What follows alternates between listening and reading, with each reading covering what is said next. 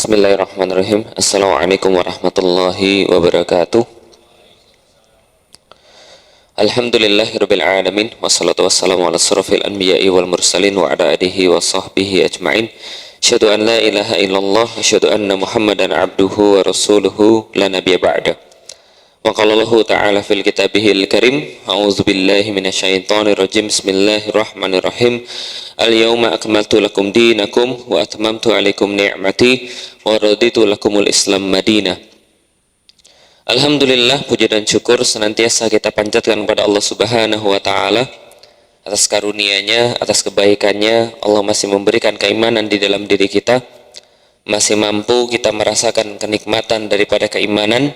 Kita masih mampu merasakan nikmatnya dalam pengorbanan, dan kita masih mampu untuk merasakan indahnya persaudaraan. Salat dan salam semoga tercurah dan terlimpahkan kepada baginda Nabi besar Muhammad sallallahu alaihi wasallam, manusia mulia yang tiada tandingan, tiada bandingan. Dan alhamdulillah kita senantiasa diingatkan kembali atas kecintaan kita kepada beliau sallallahu alaihi wasallam. Kita senantiasa diingatkan kembali sebagaimana mulia perjuangan beliau sallallahu alaihi wasallam, dan senantiasa kita juga diingatkan kembali atas jalan yang telah kita pilih, yaitu adalah jalan la ilaha illallah Muhammadur Rasulullah. Jalan di mana Allah telah perintahkan kepada kita untuk kita jalani sampai dengan kematian. Jalan yang Allah perintahkan untuk kita tetapi selagi kita masih hidup. Jalan yang dipilih oleh Nabi besar Muhammad sallallahu alaihi wasallam, dan mudah-mudahan dengan menetapi jalan itu kita semua dapat berjumpa dalam keadaan yang baik, berjumpa dalam keadaan membenarkan Nabi Muhammad sallallahu alaihi wasallam dan dibenarkan oleh Nabi Muhammad, dan mudah-mudahan kita beroleh pada surganya Allah sebagaimana yang Allah janjikan kepada kita semuanya.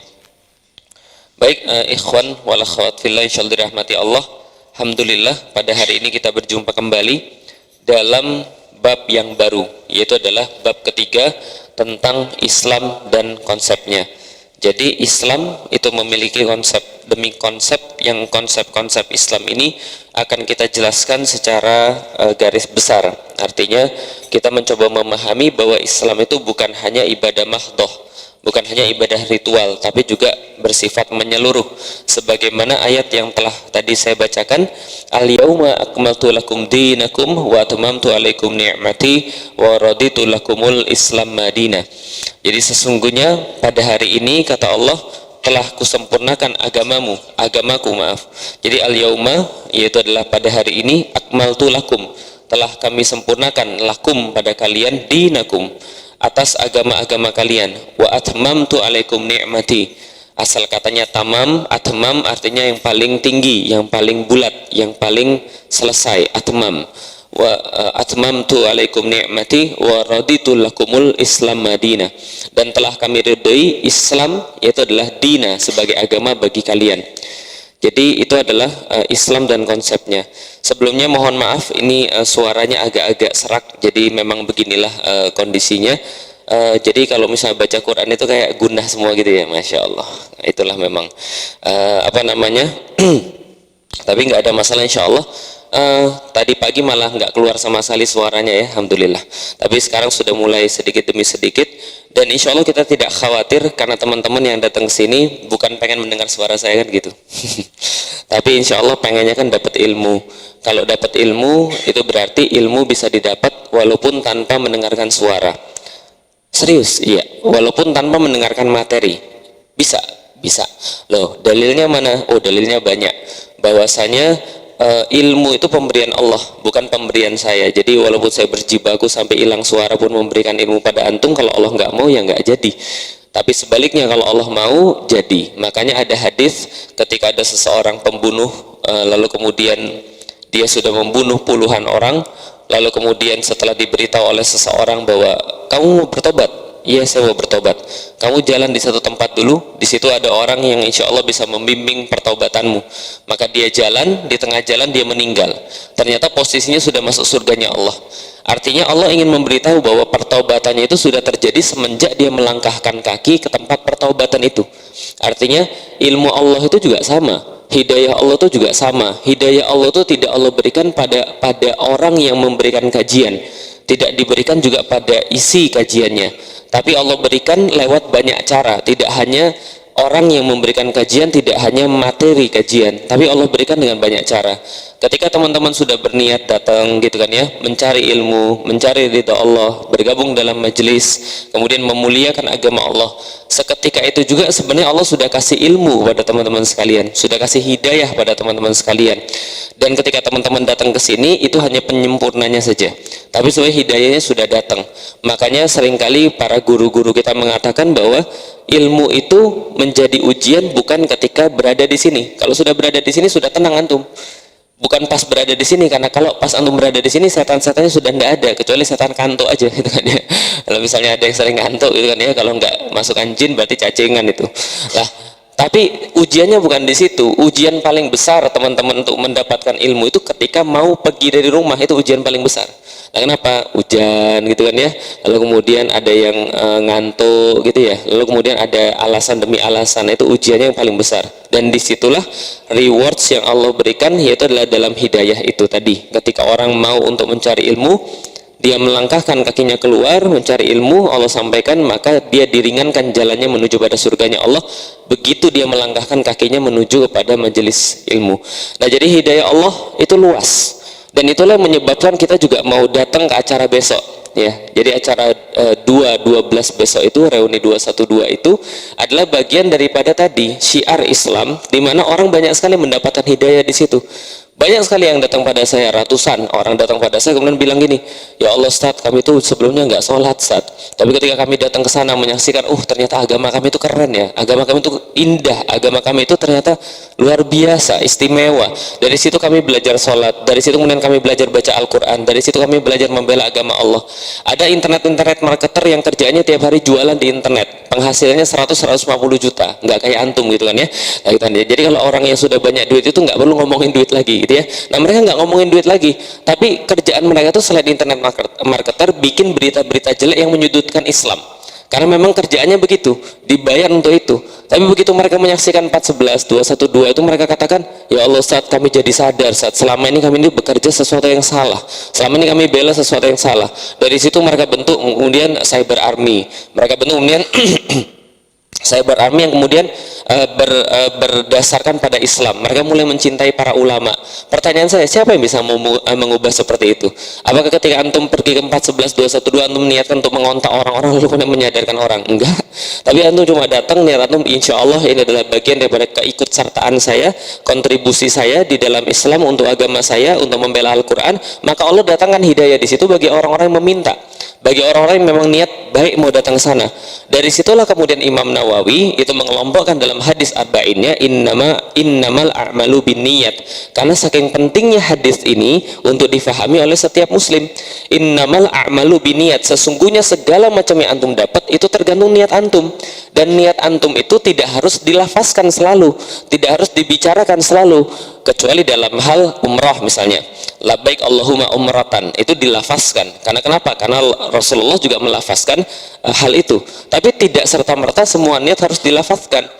Maka kemudian imam-imam fikih, imam-imam fuqaha mengatakan bahwa ketika seseorang itu kemudian berwudu, ketika mendengarkan azan, lalu kemudian dia berwudu, lalu kemudian dia bersiap-siap dengan pakaian yang terbaiknya, lalu kemudian menyusun safnya di masjid, senantiasa ketika dia melakukan itu sudah termasuk bagian daripada niat. Innamal a'malu binniyat. Namun niat itu perlu ditegaskan. Makanya ada beberapa orang ketika khawatir niatnya nggak tegas, langsung kemudian dia niat usolli gitu kan ya, pakai kemudian niatnya di kata-kata. Tapi niat tidak selalu di kata-kata, kebanyakan tidak. Niat itu urusan hati. Maka ketika antum pergi dari sini, pergi dari rumah, niatnya mencari ilmu, itu sudah innamal a'malu binniyat. Lalu kemudian Allah sampaikan bahwa setiap orang yang berniat dengan sesuatu, dia akan mendapatkan manawa, apapun yang menjadi niatnya itu. Maka orang-orang yang kemudian datang ke sini pengen dapat ilmu, dia dapat ilmu dari Allah. Yang datang ke sini ingin kemudian dapat pertemanan, dia dapat pertemanan daripada Allah. Yang datang ke sini kemudian mencari keributan, dia dapat ketidaktenangan, gitu kan ya. Innamal a'malu binniyat. Maka ada orang-orang ketika merespon segala sesuatu ya tergantung dengan niatnya.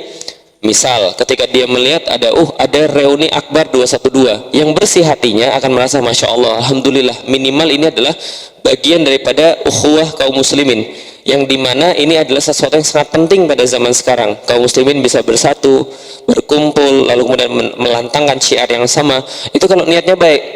Tapi kalau niatnya nggak baik, pasti komentarnya jelek.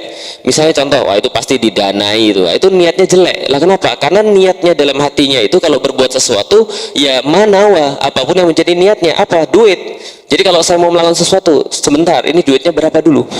Mas datang ke rumah saya yuk, ngapain? Ini mas, di rumah saya ada kemungkinan antum dapat kerjaan, gajinya berapa? 15 juta per bulan. Siap, saya datang.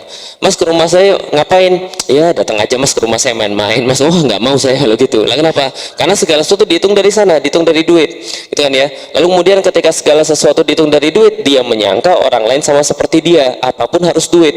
Maka ketika terjadi sesuatu, pasti tuduhannya duit, nggak jauh-jauh daripada itu.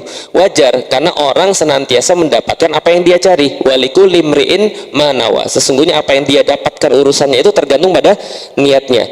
Antum pulang dari sini, itu yang antum lihat di jalan berbeda masing-masing, tergantung niat antum masing-masing.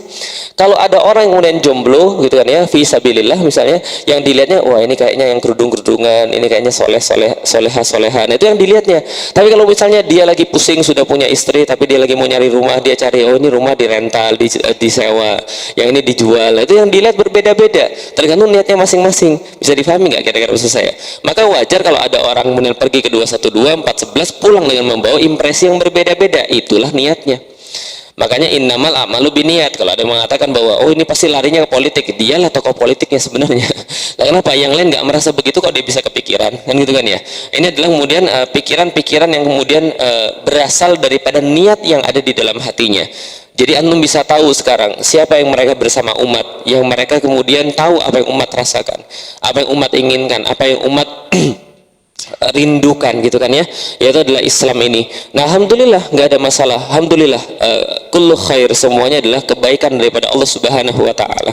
Maka terus menerus kita kemudian meniatkan diri kita dengan niat yang baik, karena niat itu tidak juga serta merta lurus. Antum bisa jadi pergi dari rumah datang ke sini meramaikan majelis ilmu, yang di rumah bisa jadi nonton video, itu sebelum antum nonton video sudah dapat hidayah bisa jadi. Lah kenapa ya, ketika pas mau mengklik live-nya itu oh, saya sudah niat mencari ilmu, itu sudah dapat, oh udah matiin aja sekarang. Mungkin enggak gitu juga ya. Jadi artinya ya tadi saya bilang niat itu bisa berubah di tengah-tengah. Ada orang yang pergi dari rumah pengen niat untuk kemudian datang ke majelis taklim, untuk kemudian menambah ilmu, tapi di tengah-tengah niatnya berubah, bisa jadi. Makanya di dalam Islam itu niat itu dijaga dari awal sampai akhir agar ikhlas lillahi ta'ala. Semua itu kemudian menjaga kemurnian amal-amal kita. Baik, kita masuk di dalam bab yang ketiga, yaitu adalah Islam dan konsepnya. Jadi gini teman-teman sekalian, kebanyakan orang-orang muslim itu mereka tidak memahami bahwa Islam itu adalah sebuah konsep kehidupan, tapi mereka hanya memahami Islam sebagaimana yang dipahami oleh agama-agama yang lain. Artinya mereka memahami Islam tidak berbeda dengan orang lain memahami agama mereka. Contoh, dulu pas saya masih non muslim, bagi saya agama itu adalah tentang perkara surga dan neraka. Kalau bicara tentang surga dan neraka, maka kita pakai agama. Kalau kamu nggak mau masuk neraka, kamu pakai agama. Kalau kamu mau masuk surga, kamu pakai agama. Tapi dalam perkara-perkara yang lain, maka agama tidak usah dipakai. Maka wajar ketika saya memandang agama itu adalah sebagian kecil dalam hidup saya, terlebih lagi bagian-bagian sisa. Lah kenapa? Senin sampai Jumat bekerja, atau Senin sampai Sabtu, bukan bekerja dulu ya, Senin sampai Sabtu itu pergi ke sekolah, lalu kemudian hari Minggu pergi ke gereja, kan gitu kan ya. Itu kan sisa daripada kehidupan. Di mana agama? Agama ada di hari Minggu. Ketika hari Senin sampai di hari Sabtu kita tidak bicara tentang agama. Karena kenapa? Karena agama cuma urusan surga dan neraka. Kalau kamu taat pada agama, kamu masuk surga. Kalau kamu tidak taat pada agama, kamu masuk neraka. Tapi sama sekali tidak terpikir bahwa ada agama ketika saya belajar, ketika saya kemudian bersama dengan orang tua, ketika saya kemudian berjualan atau membeli misalnya, ketika saya kemudian berhubungan dengan teman-teman saya, nggak ada urusan di situ. Nah, sadar tidak sadar ini yang dipahami oleh orang-orang muslim pada zaman sekarang. Betul atau betul? Kalau kita bicara Islam, misalnya contoh, kita bicara Islam itu begini. Tapi tiba pada masanya kita menjelaskan bahwa Islam punya sistem politik, Islam punya sistem ekonomi, Islam punya cara untuk mengatur kepemimpinan, Islam punya cara untuk mengatur kemudian pemerintahan. Orang bilang, sebentar mas, Anda ini radikal ya. Lah kenapa? Ini bukan agama terus bikin tenang mas. Kamu tuh jangan memprovokasi mas. Kalau kamu kayak gini kamu memprovokasi. Agama itu harusnya bikin tenang. Misalnya seperti apa? Cara sholat, cara wudhu, cara kemudian untuk taharah, cara kemudian untuk menikah, gitu kan ya. Itu semua agama. Tapi yang lain tidak dinamakan seperti agama. Nah makanya disinilah kemudian kita menjelaskan bagaimana Islam dan konsep Islam, yaitu adalah kemudian Islam dan kesempurnaan dan keseluruhannya. Baik, akidah Islam, akidah adalah pemikiran yang menyeluruh mengenai manusia, kehidupan, serta hubungan di antara kesemuanya dengan apa yang ada dalam sebelum kehidupan dan setelah kehidupan, serta mengenai hubungan semuanya dengan apa yang ada sebelum dan sesudah kehidupan, yang diyakini oleh hati, diterima oleh akal, sehingga menjadi pembenaran keyakinan yang bulat sesuai dengan realitas yang diimani dan bersumber daripada dalil. Itu takrifnya. Itu definisinya. Kita sudah bahas pada bab awal bahwasanya akidah ini adalah kata yang dipakai oleh para fuqaha, berasal dari kata aqada yakidu aqidatan, yakni artinya adalah sebuah sandaran, sebuah ikatan, sebuah yang menjadi dasar daripada segala-galanya. Adapun di dalam Al-Quran, maka Anda tidak akan pernah menemukan kata akidah, tapi Anda akan menemukan kata iman, dan dua-duanya bermakna hal yang sama. Berarti akidah dengan iman itu maknanya sama, sama-sama perkara mendasar di dalam Islam. Maka kemudian dalam hadis, dalam Al-Quran, kata yang dipakai adalah termnya adalah iman, sedangkan menurut para fuqaha term yang dipakai adalah akidah, karena akidah itu adalah lebih mudah kemudian untuk dibahas, karena nanti kalau iman nanti berkelindan dengan makna yang lain. Contoh, rukun Islam apa? Rukun Islam syahadat, yang kedua salat, yang ketiga zakat, yang keempat puasa, yang kelima oke, pergi haji bila mampu. Rukun iman, coba lihat, ketika Rasulullah Shallallahu Alaihi Wasallam ditanya apa itu iman, maka beliau menjawab, iman adalah beriman pada Allah, beriman pada Rasul, beriman pada kitab, dan seterusnya. Berarti iman dijawab lagi dengan iman, karena iman sendiri dalam bahasa Arab artinya percaya, gitu kan ya. Maka kemudian dibedakan oleh para fuqaha ketika membahas tentang iman dalam pembahasan kemudian pembahasan bahasanya, pembahasan efeknya, pembahasan kemudian bagaimana cara mendapatkannya, itu disepakati kemudian menggunakan kata akidah, yaitu berasal dari kata aqada yakidu akidatan. Apa maknanya? Maknanya gampang. Maknanya sebagaimana dijelaskan di dalam Al-Quran, surat Al-Baqarah ayat kedua, setelah alif lam mim, Allah lebih mengetahui semuanya. Zalikal kitabu la raiba fi hudallil. Di situ ada kata-kata muttaqin. Muttaqin itu siapa? Yang pertama-tama adalah alladzina yu'minuna bil ghaib. Coba lihat, kenapa Allah mengatakan bahwa yang pertama ciri-ciri orang beriman adalah yu'minuna bil ghaib? Karena tanpa percaya pada yang gaib, antum tidak mungkin menjadi seorang yang beriman. Bisa difahami? Makanya kalau ada yang bilang ideologi tertutup, meyakini tentang sesuatu di masa depan padahal belum mampu mereka lihat, sebenarnya tertutup siapa? Gitu kan ya. Padahal dasar keimanan di dalam Islam adalah alladzina yu'minuna bil ghaib, yaitu meyakini bahwa ada sesuatu yang gaib. Dari mana mereka meyakini sesuatu yang gaib? Karena mereka sudah dikasih akal oleh Allah, mereka menggunakan akal pikirannya, lalu kemudian mengamati segala macam yang Allah sudah berikan. Dari situ mereka mendapatkan satu kesimpulan yang pasti, dunia bukan akhir dan dunia bukan awal. Bisa difahami sampai di sini. Tapi di sini, di dunia ini adalah tempat singgah, di mana sebelumnya ada terjadi sesuatu dan setelahnya akan terjadi sesuatu. Dan ketika setelahnya akan terjadi sesuatu, maka kita akan membawa apapun yang terjadi di dunia ini untuk kita pertanggungjawabkan saat kita kembali pada sesuatu itu. Ini dasar keimanan di dalam Islam. Makanya alladzina yu'minuna bil ghaib wa yuqimunas shalah wa mimma razaqnahum yunfiqun.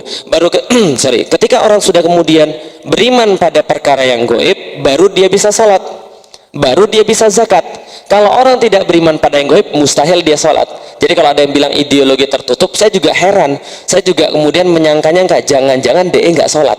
Bisa difahami teman-teman sekalian. Lah kenapa nggak sholat? Karena sholat itu harus beriman pada yang gaib. Lah Allahu Akbar, yang antum hadapi siapa? Tembok. Enggak gitu kan ya? Yang antum hadapin siapa? Enggak ada. Yang antum hadapin Allahu Akbar. Antum harus sadar bahwa antum menghadap Allah, bahwa Allah yang memiliki hidup antum. Makanya antum mau sholat. Bismillahirrahmanirrahim, dengan nama Allah yang Maha Pengasih dan Maha Penyayang. Alhamdulillahirabbil alamin. Terima kasih ya Allah atas segala macam yang Engkau berikan kepada kami, pencipta semesta alam. Semesta alam aja Engkau jaga, apalagi saya. Semesta alam saja Engkau mampu untuk mengurusnya, apalagi cuma saya. Ya Allah, saya ini apa dibandingkan dengan semesta alam? Tidak ada. Ar-Rahmanir-Rahim, benar Maha Pengasih, benar Maha Penyayang. Maliki yaumiddin, percaya pada satu yang gaib. Suatu hari nanti kita akan mati, kembali pada Allah dalam keadaan kemudian mempertanggungjawabkan apapun yang kita miliki dalam masa yang namanya yaumiddin, di mana pemiliknya hanya Allah. Nah, maka akidah Islam adalah bagian daripada itu semua. Ketika dia meyakini bahwa dia punya hubungan antara apa yang ada di dunia ini dengan yang gaib, yaitu adalah sebelum penghidupan manusia dan setelah kemudian kehidupan manusia, dan apa hubungan keduanya, lalu kemudian apa implikasi semuanya, berdasarkan dalil dengan keyakinan yang bulat dengan realitas yang diimani.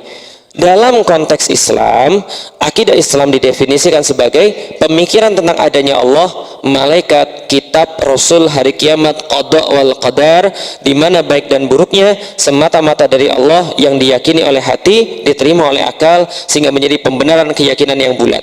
Nah, ketika Rasulullah Shallallahu Alaihi Wasallam didatangin oleh Jibril, maka Rasul ditanya apa maksudnya. Nah, ini kita jelaskan. Apa itu Islam? Maka Rasul menjawab, al-Islam an tashhada an la ilaha illallah. Sesungguhnya Islam ketika engkau bersyahadat tidak ada Tuhan selain Allah, wa Muhammadur Rasulullah, dan juga Muhammad adalah utusan Allah. Lalu apa? Antuqimas shalah, Anda melaksanakan salat. Antu'tiyaz zakah, Anda kemudian menunaikan semua zakat-zakat yang diperintahkan. Wa tasuma shauma Ramadan, dan Anda kemudian bersaum dengan saum Ramadan. Wa tahujjal baita ilaihi sabila, dan Anda kemudian pergi haji ketika Anda kemudian mampu, tempuhlah kemudian pergi haji itu. Ini adalah Islam. Maka orang yang melakukan ini, maka dia disebut Islam. Saya baru syahadat, sholat, zakat, puasa, haji belum Ustaz. Antum pengen haji atau tidak? Pengen haji atau tidak? Berarti sudah muslim. Jelas sampai di sini? Lah kenapa? Karena kalau antum pengen belum mampu, karena memang belum mampu, itu sudah dihitung oke, sudah dihitung jelas, sudah dihitung selesai. Tapi kalau antum nggak mau haji, saya tanya lagi, kenapa antum nggak mau haji? Nggak penting Ustaz. Nah, betul, berarti bukan muslim. Jadi paham ya sampai di sini ya. Nah, 5 itu kemudian. Lalu Rasul ditanya, kalau sudah muslim, apa yang dimaksud dengan beriman ya Rasulullah?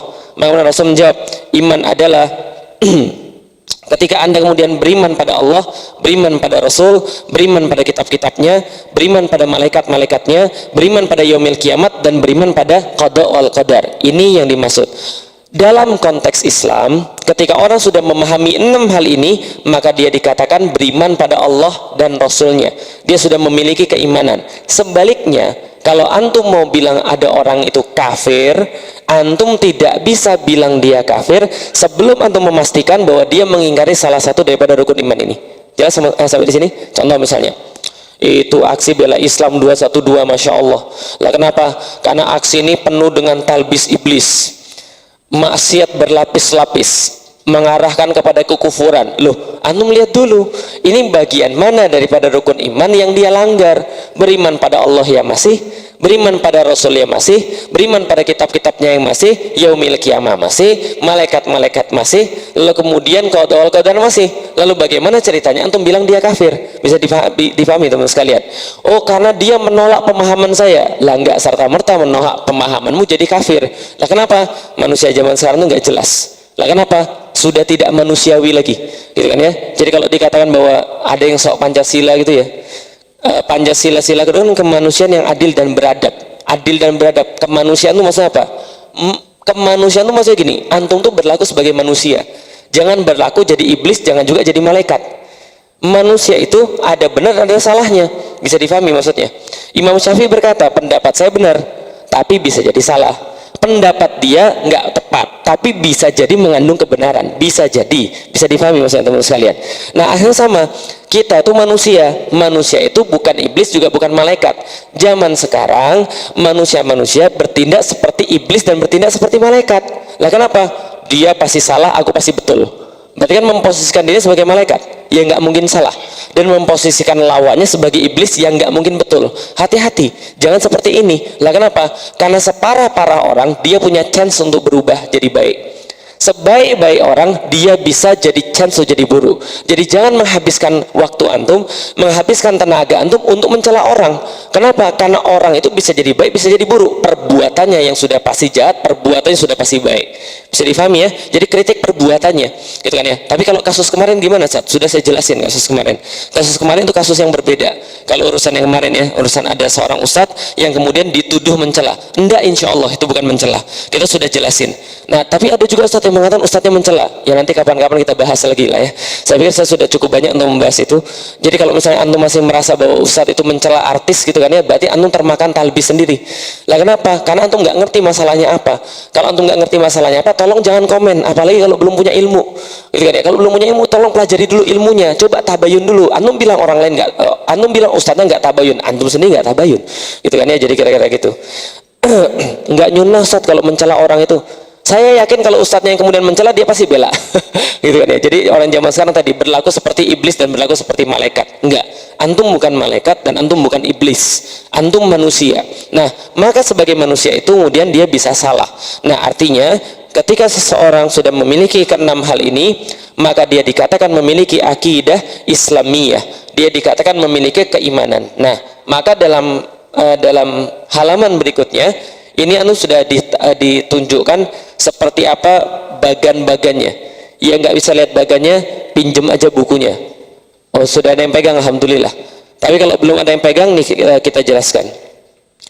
Berdasarkan definisi akidah dan iman di atas, maka akidah dan keimanan esensinya merupakan perbuatan hati atau amalul qalbi yang dapat diterima atau dibenarkan oleh akal, atau qalbu dalam bahasa Arab kadang digunakan sebagai konotasi daripada wijdan, hati dan perasaan, dan kadang berkonotasi sebagai al-aqlu. Karena itu masalah akidah ini merupakan masalah akal dan masalah akal dari perasaan dan perasaan wijdan sekaligus. Ini sudah kita bahas, saya cuma ulangi saja. Jadi gini teman sekalian, perkara keimanan di dalam Islam, kalau antum buka Al-Quran, semua ayat-ayat Al-Quran yang berkaitan dengan masalah keimanan semua berbicara tentang akal. Kalau tidak berbicara tentang akal, maka berbicara tentang kolbu. Misal, walaqad zara'na li jahannama katsiran minal jinni wal insi lahum qulubu la yafqahuna biha. Lihat, lahum qulubu la yafqahuna biha. Awalnya walaqad zara'na li jahannam, telah masuk dalam neraka jahanam banyak daripada golongan jinni wal ins, banyak dari golongan jin dan manusia. Kenapa mereka masuk neraka? Karena mereka tidak beriman. Kenapa mereka tidak beriman? Lahum qulubu la yafqahuna biha. Mereka punya kolbu tapi tidak digunakan untuk yafqahuna. Coba lihat, lahum qulubu la yafqahuna biha walahum a'yunun la yubsiruna biha walahum adhanun la yasma'una biha ulaika kal an'am bal hum adall. Lihat, punya telinga tidak dipakai mendengar, berarti fungsi telinga mendengar. Azanun itu artinya telinga, berarti kalau ada azan itu artinya yang dengar mana? Telinga. Jadi kalau antum kemudian azan nggak kedengaran, itu kata Rasulullah lagi tidur dikencingi sama syaitan. Itu yang pertama. Kedua, rumahnya jauh dari masjid. Itu yang kedua. Baik, berarti azanun la yasma'una biha. Fungsi daripada azan, uzun itu ada telinga untuk kemudian azan untuk mendengar. Fungsi uyun, ain gitu kan, mata, untuk yubsiruna biha, melihat dengannya. Fungsi kolbu yafqahuna biha, yaitu adalah yafqahu faqaha, memahami sesuatu, gitu kan ya. Artinya faqih itu artinya memahami sesuatu, ulama yang faqih. Mayuridillahu bihi khairan yufaqihu fid din. Barang siapa yang Allah kehendaki padanya kebaikan, Allah pahamkan dia dalam perkara agama. Berarti fungsi akal apa? Memahami, menjadikan Anda faqih. Berarti kalau Anda tidak punya akal, Anda tidak mungkin faqih. Maka tidak ada kucing yang faqih. Lah kenapa? Karena kucing tidak punya akal. Maka kolbu atau al-aqlu adalah gunanya untuk memahami. Maka setiap ayat-ayat Al-Quran fungsinya adalah untuk kemudian disuruh mikir bagi manusia. Iman sama dengan akal. Tolong catat baik-baik. Iman sama dengan akal. Mau ayat yang lain? Inna fi khalqis samawati wal ard wa ikhtilafil laili wan nahar la ayati liulil albab. Masuk lagi. Sesungguhnya penciptaan langit dan bumi, sesungguhnya inna fi khalqis sama langit dan bumi wa ikhtilafil lail, dan kemudian bergantinya malam dan siang, ada tanda-tanda keberadaan Allah bagi siapa? Orang yang berfikir. Fa'lam annahu la ilaha illallah. Maka ilmuilah. Pikirkanlah sehingga Anda berilmu bahwa kalau Anda berfikir dan lalu berilmu, tiada Tuhan selain Allah. Fa'lam annahu la ilaha illallah. Nah, berarti iman itu kaitannya sangat jelas dengan akal. Karena itulah keimanan seorang muslim wajib 100% tidak ada taklid buta. Tidak boleh taklid dalam masalah ini. Karena itu Imam Ghazali mengatakan taklid adalah mengikuti pendapat tanpa hujjah. Dan hal itu bukanlah jalan memperoleh keyakinan baik dalam bidang usul maupun dalam bidang furu. Dalam konteks itu juga Imam Syafi'i mengatakan dalam kitab Fiqhul Akbar, ketahuilah kewajiban pertama bagi seorang mukallaf adalah berfikir, mencari dalil untuk makrifat mengenal Allah. Arti berfikir adalah melakukan penalaran dan perenungan kolbu. Dalam keadaan yang berfikir tersebut dituntut untuk mengenal Allah. Dengan cara seperti itu dia mampu mencapai makrifat, mengenali Allah. Kepada hal-hal yang gaib dari pengamatannya dengan indera, dan aktivitas tersebut merupakan suatu kewajiban. Hal ini merupakan kewajiban dalam bidang usuluddin atau perkara dasar daripada agama. Oke, jadi gini, taklid itu apa sih? Taklid, percaya buta ya, antum baru baca tadi. Taklid artinya mengikuti. Taklid itu artinya orang buat ini, antum buat itu juga. Itu taklid. Tanpa antum harus tahu kenapa bisa begitu. Contoh, Mas, kenapa Anda sholat ba'da asar? Itu Ustadz Felix juga sholat ba'da asar. Sama-sama salahnya gitu kan. Jadi kira-kira gitu. Antum mengikuti, nggak tahu dalilnya. Antum kenapa duduk di sini? Karena juga duduk di sini Ustadz Felix. Itu mengikuti tanpa ada dalil. Contoh, beda lagi dengan orang yang mengikuti ada dalil. Kenapa antum sholat ba'da subuh 2 rakaat? Karena ada dalil, ada hadis yang mengatakan bahwa Rasulullah ba'da sholat subuh duduk di tempatnya berzikir mengingat Allah, lalu kemudian setelah syuruk beliau sholat 2 rakaat. Kata beliau, semua itu seolah mendapatkan pahala haji sempurna, sempurna, sempurna. 3 kali sempurna. Maka saya melakukan itu. Lah kenapa melakukan? Karena ada dalilnya. Jelas sampai di sini. Oke, itu berarti bukan taklid buta, tapi taklid dengan ada ilmunya. Tapi kalau taklid buta, apapun yang dilakukan kita ikut. Taklid dalam perkara syariat boleh. Jelas? Taklid dalam perkara syariat boleh, tapi dalam perkara akidah dilarang. Lah kenapa? Karena Allah di dalam Al-Quran mengatakan tidak lain dan tidak bukan, orang-orang yang kemudian menyembah berhala-berhala itu, mereka melakukan menyembah berhala itu kenapa? Karena bapak-bapak mereka melakukannya. Karena bapak-bapak mereka begitu, mereka juga begitu. Sebagaimana kemudian ketika Ibrahim berdiskusi sama bapaknya, kenapa kamu menyembah sesuatu yang tidak mengayakan kamu, tidak kemudian mendengar kamu, tidak kemudian melihat kamu, dan tidak bisa menolong dirinya sendiri? Lah ngapain? Ibrahim kemudian mengatakan begitu. Bapaknya bilang, ini dari dulu bapak saya begitu. Sedih sampai di sini. Tanpa bertanya lagi, kenapa bapaknya begitu? Kalau bapaknya ditanya kenapa, kira-kira bapaknya bilang apa? Karena bapak ibu saya begitu juga. Kalau bapak ibunya begitu juga, terus kemudian dikatakan kenapa, jawabnya apa lagi? Paham? Karena dari dulu begitu. Berarti tindakan yang paling lucu yang antum lakukan itu adalah karena antum melakukan itu barisan bapak-bapak antum dan ibu-ibu antum, padahal bapak ibu antum bukan nabi. Paham ya? Kalau bapak ibu antum nabi masih mending. Kalau bapak ibu antum bukan nabi itu aneh. Kenapa antum ikuti? Belum tentu benar. Kecuali kalau yang benar. Nah, tahu yang benar yang nggak benar dari mana? Berdasarkan dalil. Jelas sampai di sini. Jelas ya. Jadi kemudian itu kemudian perkara tentang masalah taklid. Nah, kalau misalnya kita kemudian taklid, kita nggak akan mendapatkan akidah. Pertanyaannya, orang-orang Indonesia zaman sekarang taklid atau tidak? Dalam perkara akidah. Kira-kira taklid atau tidak? Coba antum tanya sama orang muslim pulang dari sini, tanya. Boleh tanya ke sebelah kiri, boleh tanya sebelah kanan, boleh tanya sebelah-sebelahnya lagi gitu kan. Kenapa kamu jadi seorang muslim? Mereka pasti bilang, ya karena bapak saya muslim. Lebih saja kalau bapaknya bukan muslim, dia juga jadi seorang yang bukan muslim. Wajar dalam kehidupan dia, agama tidak jadi penting bagi dia. Paham ya? Lah kenapa? Karena dia nggak tahu Islam itu apa. Dia nggak menemukan Islam itu apa. Sekarang saya tanya, sekarang barang yang paling penting di kantong antum apa? Atau yang antum pegang sekarang yang paling penting apa? Handphone. Yakin penting? Kalau handphone itu antum dapat cuma-cuma, antum nggak akan marah, nggak akan merasa kesel, nggak akan merasa aneh ketika kehilangan itu. Tapi kalau antum tahu handphone itu berharga, antum pasti sayang dengan handphone itu, betul? Handphone saya sih nggak ada mahal, saat handphone saya paling cuma 1,5 juta, itu pun nyicil, saat. Tapi masya Allah, saat yang nyicilin ini saat adalah ibu saya, dan ibu saya bilang jangan sampai kehilangan ini, berarti bagi antum, betul begitu? Sama kayak Islam, kalau bagi antum Islam itu berarti, antum sudah tahu kenapa antum berislam, antum nggak akan mau menyerahkan Islam pada orang lain. Maka saya ketika ditanya, saat ketika dipersekusi, ketika kemudian dakwahnya dilarang di mana-mana, kira-kira gimana, berhenti dakwah atau tidak? Gila antum ya, saya bilang gitu. Nah kenapa? Masa saya mau menyerahkan sesuatu yang paling penting dalam hidup saya? Lah sebelum masuk Islam saya nggak merasa berarti apapun. Setelah masuk Islam saya jadi tahu, oh iya, bangun tidur yang dipikirin bagaimana caranya agar manusia kemudian lebih banyak mendapatkan tentang Islam. Bagaimana cara agar orang lebih banyak mencintai Islam. Itu yang saya pikirin. Yang sebelumnya saya nggak pernah kepikir. Bangun tidur kayaknya lebih baik mati aja gitu kan ya. Karena pacar saya mutusin saya, orang tua saya nggak sayang sama saya gitu kan ya. Nah, tapi ketika kita menjadi seorang muslim, kita mempunyai arti dalam hidup kita. Lah kalau misalnya cuma digituin berhenti dakwah, berarti Islam nggak berharga bagi saya. Paham teman-teman sekalian? Nah maka itu yang kemudian yang diakibatkan karena punya dalil. Sama ketika ada orang muslim punya dalil kenapa dia Islam, dengan orang yang nggak punya dalil kenapa dia harus Islam.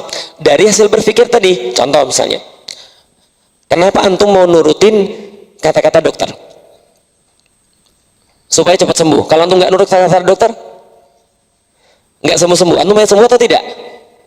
Dokter bilang antum istirahat, minum obat ini, tebus di sini. Harganya mungkin mahal, tapi tebus karena ini obat satu-satunya untuk penyakit antum. Gitu kan ya.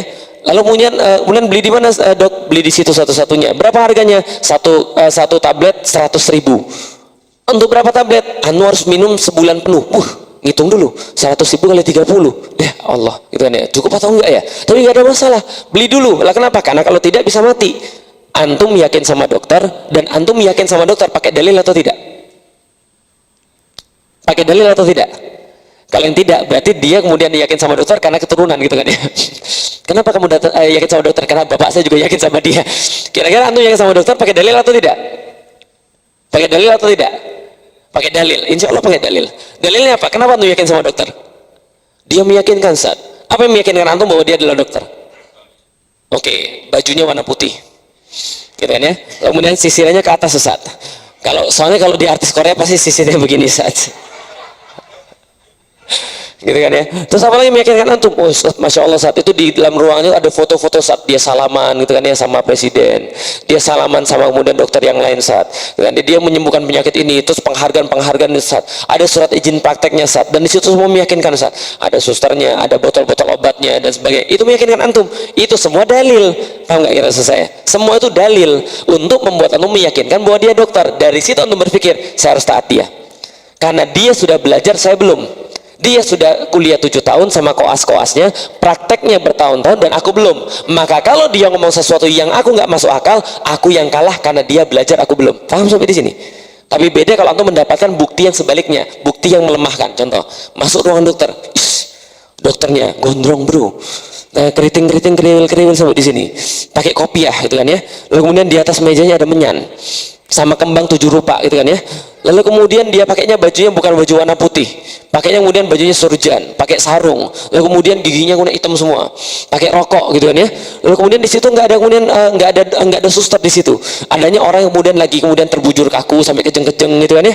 Kemudian bau ruangan menyentuh di semua arah di ruangan itu. Nggak ada foto-foto apapun, nggak ada kemudian sertifikat apapun. Terus dia bilang, Mas, Anda harus makan ini, makan ini, makan ini. Antum mau atau tidak? Paham maksud saya kira-kira? Pertanyaan saya, akidah antum terhadap dokter dengan akidah antum terhadap Allah, bagusan mana sekarang? Jangan-jangan lebih bagus akidah antum terhadap dokter daripada akidah antum terhadap Allah. Allah bilang begini, bro, tutup aurat. Yang penting kan tutup aurat itu kan menjadi baik. Kalau sudah baik nggak perlu tutup aurat. Nah itu, antum tuh sebenarnya antum yang Tuhan atau Allah yang Tuhan? Saya difahami gitu maksud saya. Tapi kalau antum yakin bahwa Allah itu Tuhan, antum sudah punya semua bukti-buktinya, iya Allah Tuhan, iya Allah itu kemudian penguasa, kalau aku mati pasti akan kembali pada Allah. Perkara gaib yang kita bahas dari awal tadi, ketika saya perlu, saya minta sama Allah, Allah yang menjaga hidup saya. Maka kalau Allah minta sesuatu, jangankan Allah minta sesuatu untuk saya lakukan, Allah minta saya kemudian untuk mati pun saya mau, kalau Allah ridho dengan kematian saya. Kan gitu kan ya, karena semuanya milik Allah. Maka kemudian kita ridho kepada apapun kemudian permintaan Allah. Adapun yang nggak masuk akal, kita tetap katakan, kalau menurut saya tidak masuk akal, maka itu karena akal saya yang lemah, karena Allah yang maha segala-galanya. Muncul ayat, kutiba alaikumul qital wa huwa kurhul lakum wa asang takrahu syai'a wa huwa khairul lakum wa asang tuhibbu syai'a wa huwa syarrul lakum wallahu ya'lamu wa antum la ta'lamun. Allah Maha tahu, Anda tidak tahu apa-apa. Karena kemudian Allah sudah memutuskan. Paham sampai di sini teman-teman sekalian? Itulah beda antara orang yang beriman pakai dalil sama orang nggak beriman pakai dalil. Nabi Ibrahim dibakar, santai atau kemudian lari? Kenapa kemudian santai? Karena dia punya bukti Allah itu ada, dia yakin Allah itu ada. Bahkan keyakinan semua itu melebihi bahwa keyakinan api itu panas. Maka ketika api mau membakar dia, dia santai. Kenapa dia santai? Karena dia tahu api itu miliknya Allah. Kalau Allah pengen dia mati, nggak usah masuk api, dia bisa dimatikan Allah. Kalau Allah pengen dia belum mati, maka api tidak akan menyengsarakan dia. Kalau dia pengen kemudian, kalau Allah pengen dia mati, dan kemudian karena api itu dia mati, Allah sudah menyiapkan sesuatu yang lebih baik daripada itu di akhirat nanti untuk dia. Bisa difahami sampai di sini? Kalau antum sudah hidup seperti itu, nggak ada urusannya kemudian hidup antum takut. Paham nggak maksud saya? Lah kenapa? Allah sudah janji. Antum lebih percaya mana sekarang? Dokter bilang begini, Mas, antum cari obat di tempat di situ. Kalau antum sudah beli obat ini, insya Allah kalau antum makan 3 hari, ini akan sembuh sakitnya. Antum sakit gigi kan? Sakit banget kan? Minum obat dari saya ini, Mas. 10 jam setelah Anda minum, Anda akan sembuh. Tapi harus diulangi lagi 12 jam berikutnya, supaya efeknya kemudian bisa diperbarui lagi. Anda percaya atau tidak? Percaya. Sekarang saya bilang sama antum, Rasulullah itu utusan Allah atau bukan? Utusan Allah. Berarti kata-kata dia betul atau tidak? Dokter ngomong tadi, antum percaya? Rasulullah ngomong, manusia yang beriman pada Allah, yang hidupnya dipenuhi amal-amal soleh pada Allah, ketika dia mati, maka kemudian malaikat-malaikat datang, kemudian berjejer berbaris-baris sampai sejauh mata memandang yang mampu dilihat. Lalu kemudian setelah berjejer berbaris-baris sampai sejauh mata mana yang mau dilihat, mereka datang dengan wajah yang benar bercahaya, sangat lembut sekali mukanya, memandangnya saja sudah kemudian senang. Membawa apa? Membawa kain kafan dan membawa harum-haruman daripada surganya Allah. Lalu kemudian berkata pada kemudian mayit itu, ayo balik lagi dengan tenang. Ala takhafu wa la tahzanu. Jangan kemudian kalian takut, jangan kalian menahan khawatir. Kami diutus oleh Allah mengambil nyawamu. Ya ayyatuhan nafsul mutmainnah, irji ila rabbiki radiyatan mardiyah, fadkhuli fi ibadi wadkhuli jannati. Dalam ayat yang lain, jangan kalian kira orang-orang yang mati syahid itu kemudian mati, mereka hidup di sisi Allah dikasih rizki. Dalam ayat yang lain kemudian ada kemudian dikatakan oleh Allah, orang yang mati kemudian baik kondisinya, soleh kondisinya, maka dia manggil-manggil ahli keluarganya. Bro, antum kira kasihan sama saya? Antum kira kalian kasihan sama saya mati ini? Enggak, saya itu udah ngelihat surganya Allah. Udah, jangan lama-lama di dunia, ayo cepet sini. Jangan lama-lama di dunia. Itu kalau ada orang yang syahid, ada orang yang kemudian soleh meninggal, itu dia manggilin ahli keluarganya untuk cepat nyusul dia. Nah kenapa? Ngapain di dunia? Susah bro, harus makan, mikirin kontrakan, jomblo nggak lepas-lepas gitu kan ya. Susah bro, udah gini aja sini sudah enak banget ini. Nah kenapa? Karena dia kemudian itu dan dia yakin. Maka orang-orang muslim nggak takut mati kalau mati itu adalah untuk Allah Subhanahu wa taala. Jelas sampai di sini. Dan jangan kasihani orang mati karena Allah. Lah kenapa? Mereka lebih beruntung daripada antum. Jangan kasihani orang di Suriah. Lah kenapa? Mereka sudah jelas kesudahannya. Antum itu yang kasihan. Kita itu yang kasihan. Lah kenapa? Kita belum jelas kesudahannya kayak apa. Mati munafik kah? Mati kemudian justru malah na'udzubillah kafir kah? Atau mati kemudian dalam kondisi muslim kah? Kita nggak tahu. Tapi mereka sudah jelas keadaannya. Kalau begitu kita nggak usah nyumbang mereka. Nyumbang mereka bukan karena kasihan mereka loh. Nyumbang mereka itu, memberikan harta buat mereka itu di Suriah, di Gaza, di Rohingya, sekarang di Jogja teman-teman kita yang kemudian kena banjir, itu bukan karena kasihan loh. Karena kenapa? Karena kita perlu untuk mendapatkan hujah dan pembelaan mereka bahwa kita adalah bagian daripada saudara satu iman. Itu kemudian kenapa kita membantu mereka. Jelas sampai di sini? Baik, kalau begitu kita coba masuk kemudian dalam gambarnya. Struktur konsepsi akidah akliyah Islam. Lihat, sebelum dunia, pas di dunia, dan setelah dunia. Sebelum dunia, ketika kita kemudian memikirkan, saya sudah bahas dalam bab pertama kemarin, sebelum dunia kita meyakini ada Allah. Tahu dari mana? Mikir. Berarti kalau ada orang nggak mikir, dia pasti nggak yakin Allah. Ada orang belum yakin Allah, berarti dia belum mikir. Mikir, maka Anda mendapatkan bahwa Anda pasti berasal daripada Allah. Lalu ngapain di dunia? Di dunia hidup karena Allah. Kembali setelah mati, mati kembali pada Allah. Itu adalah dasar segala-galanya. Alladzina yu'minuna bil goib. Goib, goib. Sebelum dunia ada penciptaan di dunia. Setelahnya kemudian ada hari kebangkitan. Tapi tidak cukup dengan itu. Coba lihat yang bawah. Sebelum kehidupan dunia, kepada kehidupan dunia ada perintah dan larangan yang Allah berikan. Ada halal dan haram. Ada syariat yang Allah berikan. Setelah mati ada hisab yang Allah berikan berdasarkan aturan-aturan yang sudah Allah berikan. Maka dengan ini saja orang sudah harus paham bahwa dunia itu tidak serta-merta begitu saja dibiarkan. Bahwa semua perbuatan di dunia itu akan dinilai berdasarkan apa yang Allah turunkan kepada manusia. Makanya Allah katakan wa qul nahbitu ba'dukum li ba'din adu walakum fil ardi mustaqarru wa mataun ilahin. Turun ke dunia, nanti kami kasih kemudian petunjuk kami, wa qul nabitu min hajami'a wa imma ya'tiyannakum minni huda faman tabi'a hudaya fala khaufun alaihim walahum yahzanun. Kalau Anda mengambil petunjuk Allah, Anda tidak akan khawatir, Anda tidak akan sedih. Dalam ayat yang lain, wala yadillu wala yashqa, dalam surat At-Taha ayat 123 124. Sebaliknya, kalau dia tidak mau pakai aturan Allah di dunia, wa man arada an dzikri fa innalahu ma'isyatan dongka, maka bagi dia penghidupan dunia yang sempit, wa nasyruhu yaumal qiyamati a'ma, dan akan dikumpulkan dia di hari akhirat dalam keadaan buta. Dan berkata orang-orang buta, qala rabbi lima hasyartani a'ma wa qad kuntu basirah. Ya Allah, kenapa kami dikumpulkan dalam keadaan buta padahal dulu kami bisa melihat? Apa kata-kata Allah? Perhatikan setelah melihat kemudian bagian ini. Kadzalika atatka ayatuna fanasitaha fakadzalikal yauma tunsa. Begitulah kalian. Dulu ketika Anda masih punya mata, masih punya telinga, masih punya akal, kalian dikasih ayat kami, kalian lupakan. Anda dikasih perintah dan larangan, Anda tidak pakai di dunia. Wa kadzalika yauma tunsa, maka pada hari penghisapan Anda semua dilupakan oleh Allah Subhanahu wa taala. Itu sebab kenapa kita itu jadi orang muslim. Kenapa? Saya dibilang gini. Ketika saya sudah dijelaskan tentang agama Islam, saya itu masih berat untuk masuk Islam. Lah kenapa? Kepikir kesulitan-kesulitannya.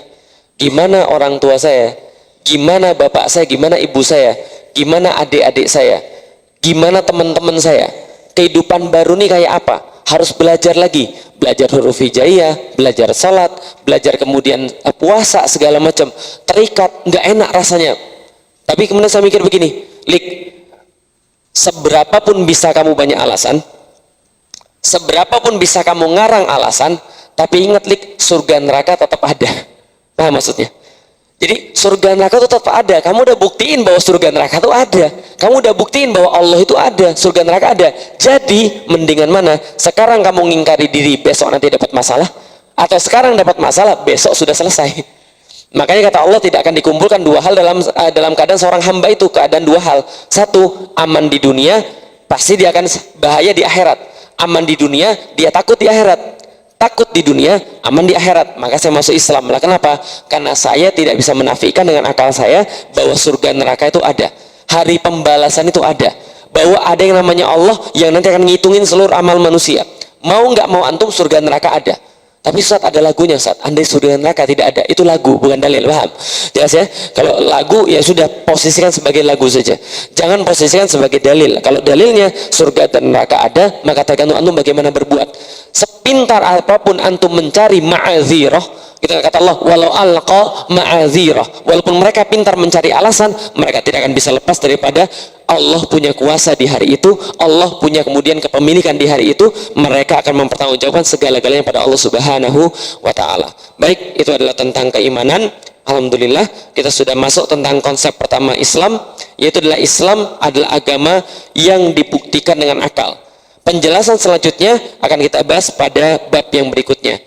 Nanti ada beberapa bagan, nanti silahkan kalau ada yang mau mendapatkan buku, nanti silahkan ada di bukusip.com, ada di teman-teman di sini juga menjual. Kalau teman-teman nggak mau beli atau nggak mampu beli, nggak apa-apa, di sini disediakan beberapa buku untuk kemudian dibaca bareng-bareng gitu kan ya, asal yang dibacanya bareng-bareng, yang cowok sama cowok, yang cewek sama cewek, jelas ya. Baik, itu adalah kemudian kita jelaskan. Tapi kemudian yang terakhir, kenapa walaupun kemudian habis suara tetap saya ngisi, ya ini untuk supaya antum kemudian mendapatkan pengetahuan bahwa ini pemanasan untuk besok ya. Jadi besok itu hadir untuk kemudian 2.12, niatkan hadir untuk bergabung bersama orang-orang soleh yang kemudian hadir di sana. Ingat, ini bukan tentang kita, ini bukan tentang Indonesia, terlalu besar semuanya itu kemudian untuk dibatasi sekadar antum dan Indonesia. Ini tentang syiar Islam. Antum harus pahami bahwa Allah memuliakan Indonesia, memuliakan antum yang tinggal di sini dengan cara memberikan ukhuwah yang Allah belum berikan pada tempat-tempat yang lain. Bisa jadi ini adalah sebuah kemudian indikasi bahwa antum kemudian diridhoi oleh Allah Subhanahu wa taala. Maka syiarkanlah kemudian Islam dan persatuan yang sudah Allah berikan itu. Datanglah kemudian dengan diri antum, dengan jiwa antum, niatkan yang baik insya Allah di sana. Niatkan untuk menjadi syiar Islam, niatkan untuk kemudian menunjukkan persatuan Islam, berkasih sayanglah di sana. Yang bisa bawa harta, bawa hartanya, kemudian yang bisa kemudian bawa kemudian diri, bawa dirinya. Datang dengan segala macam yang kita punya, niatkan hanya untuk Allah Subhanahu wa taala. Adapun yang lain yang kemudian berbicara ini dan itu, biarkan saja, itu bukan urusan antum. Sudah serahkan saja mereka pada Allah Subhanahu wa taala dan serahkan diri antum pada Allah Subhanahu wa taala. Datang besok 212, insya Allah dari sini berangkat jam berapa? Jam 1 atau jam 2? Oh, luar biasa itu kan ya. Sebagian jam 1 atau jam 2. Nanti insya Allah acaranya dari pagi sampai dengan zuhur insya Allah. Dan kemudian kalau misalnya kita datang, mudah-mudahan ketika dengan niat kita itu kita mendapatkan apa yang kita niatkan karena Allah Subhanahu wa taala. Jadi ini kemudian untuk menyampaikan, insya Allah besok kita sama-sama kemudian turun, tidak ada urusan apapun selain lillah. Sudah ingat-ingat dari awal berangkat rumah, ini lillah. Insya Allah capek hilang, insya Allah semuanya hilang di sana, saja antum yang hilang gitu kan ya. Baik, terima kasih. Bila taufiq wa hidayah wa minkum. Assalamualaikum warahmatullahi wabarakatuh.